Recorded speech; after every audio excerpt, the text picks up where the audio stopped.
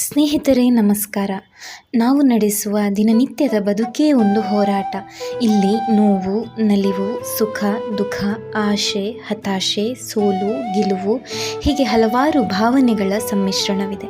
ಆದರೆ ನಮಗನಿಸಿದ ಹಿತಕರ ವಿಚಾರಗಳು ನಡೆದಾಗ ನಾವು ಜೀವನದಲ್ಲಿ ಇನ್ನೂ ಮುಂದುವರಿಯಬೇಕು ಅನಿಸುತ್ತದೆ.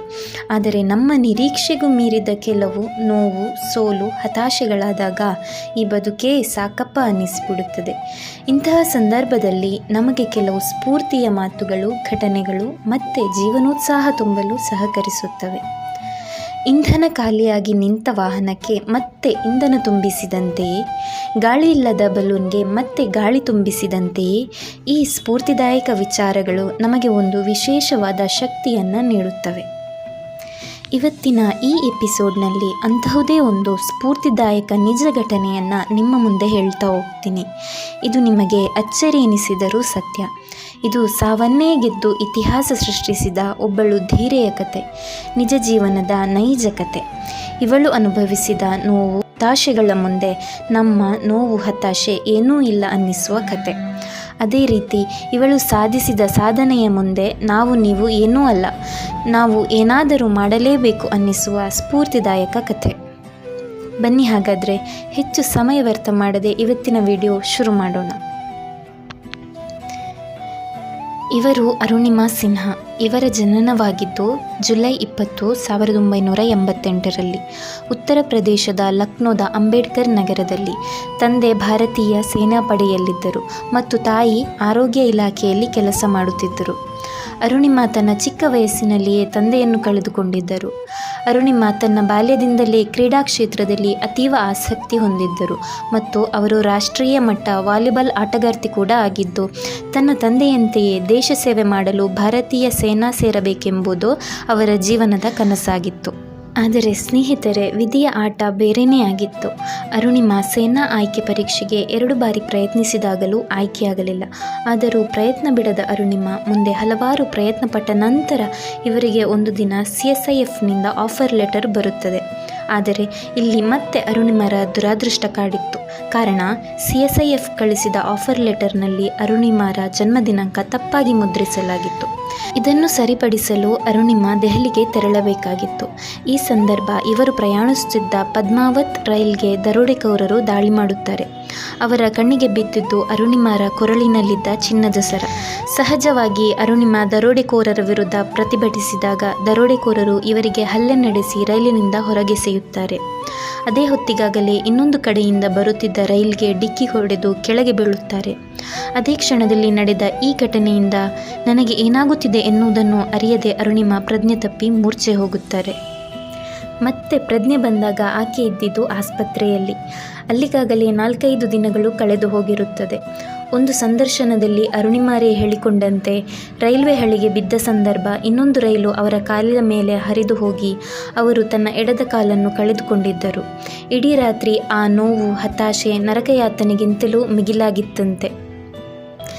ಸ್ನೇಹಿತರೆ, ಮುಂದೆ ವೈದ್ಯರ ಪರಿಣಾಮಕಾರಿ ಆರೈಕೆಯಿಂದ ಅರುಣಿಮಾ ಗುಣಮುಖವಾಗತೊಡಗುತ್ತಾರೆ.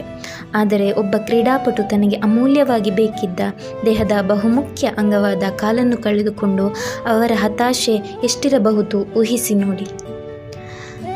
ಅರುಣಿಮಾ ಸಿನ್ಹಾ ರಾಷ್ಟ್ರೀಯ ಮಟ್ಟದ ವಾಲಿಬಾಲ್ ಆಟಗಾರ್ತಿಯಾಗಿದ್ದ ಕಾರಣ ಈ ಸುದ್ದಿಯನ್ನು ಎಲ್ಲ ಮಾಧ್ಯಮಗಳಲ್ಲೂ ಬಿತ್ತರಿಸಲಾಗುತ್ತದೆ. ಆದರೆ ಸುಳ್ಳು ಸುದ್ದಿಯಾಗಿ.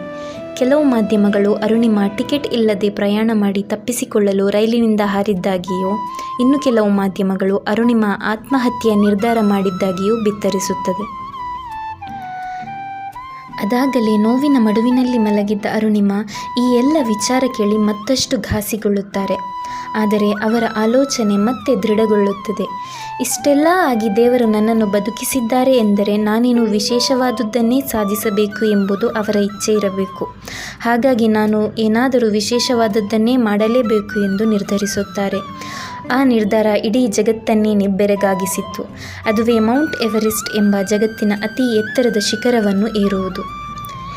ಈ ನಿರ್ಧಾರ ಕೇಳಿ ಕೆಲವರು ಗೇಲಿ ಮಾಡಿದರು, ಕೆಲವರು ಅರುಣಿಮಾರನ್ನು ಹುಚ್ಚಿ ಎಂದರು, ಇನ್ನು ಕೆಲವರು ಇದು ಸಾಧ್ಯವೇ ಇಲ್ಲ ಅಂದರು. ಕಾರಣ, ದೇಹದ ಎಲ್ಲ ಭಾಗಗಳು ಸರಿ ಇದ್ದವರೇ ಮೌಂಟ್ ಎವರೆಸ್ಟ್ ಏರುವುದು ಸುಲಭದ ಮಾತಲ್ಲ.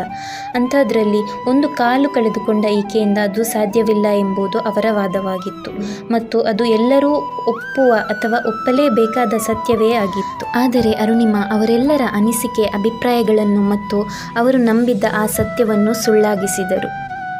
ತನ್ನ ಈ ಕಾರ್ಯಕ್ಕೆ ಅವರು ಗುರುವಾಗಿ ಆಯ್ಕೆ ಮಾಡಿದ್ದು ಆಗ ತಾನೇ ಭಾರತೀಯ ಮೂಲದಿಂದ ಮೌಂಟ್ ಎವರೆಸ್ಟ್ ಶಿಖರವೇರಿದ್ದ ಧೀರ ಮಹಿಳೆ ಬಚೇಂದ್ರಿ ಪಾಲ್ರವರನ್ನು. ಸ್ನೇಹಿತರೆ, ಮುಂದೆ ನಡೆದದ್ದೆಲ್ಲವೂ ಇತಿಹಾಸ. ಹಲವಾರು ಕಠಿಣ ಪರಿಶ್ರಮ, ಏನೇ ಆದರೂ ಬಿಡೋದೇ ಇಲ್ಲ ಎಂಬ ಹಠ, ಬಚೇಂದ್ರಿ ಪಾಲ್ರ ಮಾರ್ಗದರ್ಶನ, ಸಲಹೆ ಎಲ್ಲವೂ ಒಟ್ಟಾಗಿ ಅರುಣಿಮಾ ಸಿನ್ಹಾರ ಹೆಸರನ್ನು ಇತಿಹಾಸ ಪುಟದಲ್ಲಿ ಸುವರ್ಣಾಕ್ಷರದಲ್ಲಿ ಬರೆದಿಡುವಂತೆ ಮಾಡೇಬಿಟ್ಟಿತು. 21 ಮೇ 2013ರಲ್ಲಿ ಒಂದು ಕೃತಕ ಕಾಲಿನ ಜೊತೆ ಮೌಂಟ್ ಎವರೆಸ್ಟ್ ಏರಿದ ವಿಶ್ವದ ಏಕೈಕ ಮಹಿಳೆಯಾಗಿ ಬಿಂಬಿತವಾಗುತ್ತದೆ. ಇಡೀ ಪ್ರಪಂಚಕ್ಕೆ ಮಾದರಿಯಾಗುತ್ತದೆ.